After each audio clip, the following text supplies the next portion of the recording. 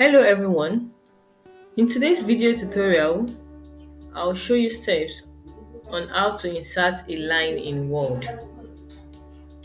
Open up your MS Word document in your PC. You can choose to add a line either below or above your text.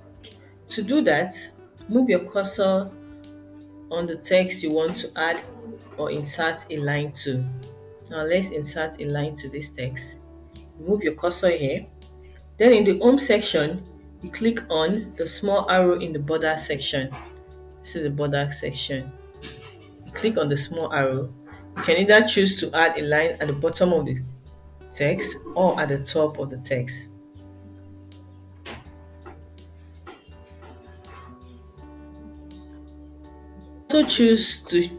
You can also click on borders and shading.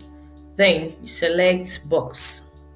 Here you can choose different styles of line you want to add to your text. You can change the color of the line by clicking here. You can also change the width of the line. Select whatever width you want.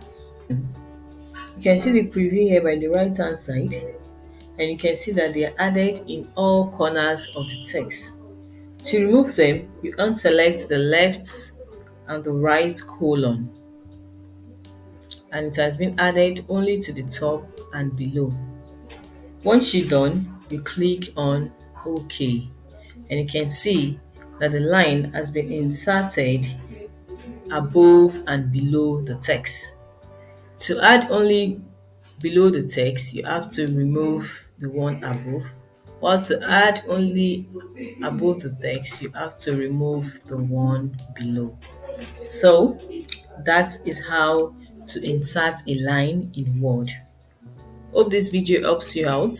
Don't forget to like and subscribe to the channel for more tips. Bye. See you next time.